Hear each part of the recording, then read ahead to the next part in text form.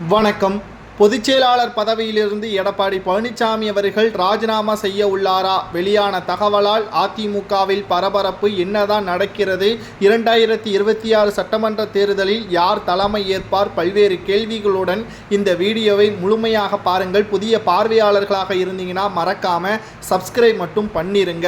அதிமுகவை பொறுத்தளவிற்கு மறைந்த முதல்வர் ஜெயலலிதா அவர்களுக்கு பிறகு எடப்பாடி பழனிசாமி அவர்கள் கூவத்தூரில் சசிகலா அவர்களால் தேர்வு செய்யப்பட்டார். அதற்கு பிறகு நடந்தது அனைத்தும் நமது அனைவருக்கும் தெரியும். தற்பொழுது ஓபிஎஸும் சசிகலா, வைத்திலிங்கம், மனோஜ் பாண்டியன் அதிமுகவின் முக்கிய தூண்களாக இருக்கக்கூடியவர்கள் அனைவரையும் எடப்பாடி கட்சியிலிருந்து நீக்கிவிட்டார்.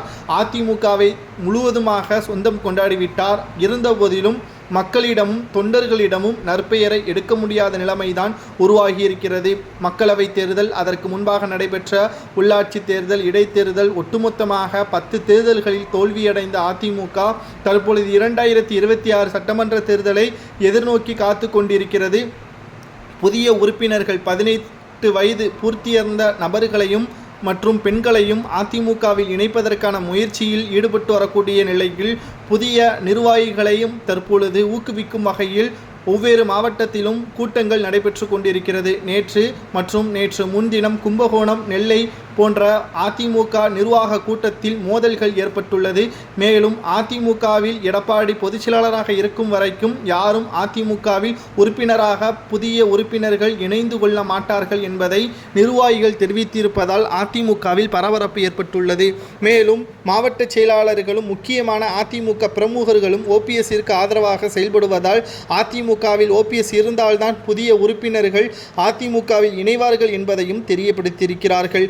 இதனால் அனைத்திந்திய அண்ணா திராவிட முன்னேற்ற கழகத்தில் பல்வேறு குழப்பங்களும் நடைபெற்று கொண்டிருக்கிறது. மேலும் நேற்று திடீரென்று வேலுமணி அவர்கள் பாஜகவின் துணைத் தலைவர் நயினா நாகேந்திரன் அவர்களை சந்தித்திருப்பது பேசும் பொருளாக மாறியிருக்கிறது. இதனால் அதிமுக பாஜக கூட்டணி கிடையாது என்று கூறிக்கொண்டிருக்கக்கூடிய நிலையில் திடீரென்று சந்திப்பதற்கு காரணம் என்ன? பாஜகவில் வேலுமணி அவர்கள் இணைய உள்ளாரா என்ற பல்வேறு கேள்விகளும் இதன் மூலமாக அதிமுகவில் சலசலப்பு ஏற்பட்டுள்ளது. இதற்கு முற்றுப்புள்ளி வைக்க வேண்டும் என்றால் எடப்பாடி பழனிசாமி அவர்கள் ஒன்று அதிமுகவை தனது கட்டுப்பாட்டில் கொண்டு வர வேண்டும், இல்லை என்றால் பொதுச்செயலாளர் பதவியை ராஜினாமா செய்ய வேண்டும் என்ற தகவல்களை தற்பொழுது அதிமுகவின் நிர்வாகிகள் கடிதம் மூலம் தலைமை அலுவலகத்திற்கு அனுப்பி வைத்திருக்கிறார்கள். மேலும் அதிமுகவின் அவைத்தலைவர் தமிழ்மகன் உசேன் அவர்கள் இதனை ஆராய்ந்து புதிய மாவட்ட செயலாளர்கள் கூட்டம் ஒன்றை வருகின்ற 27ஆம் தேதி கூட்ட உள்ளதாகவும் தெரிவித்திருக்கிறார். இதை பற்றி உங்களது கருத்துக்களை கூறுங்கள்.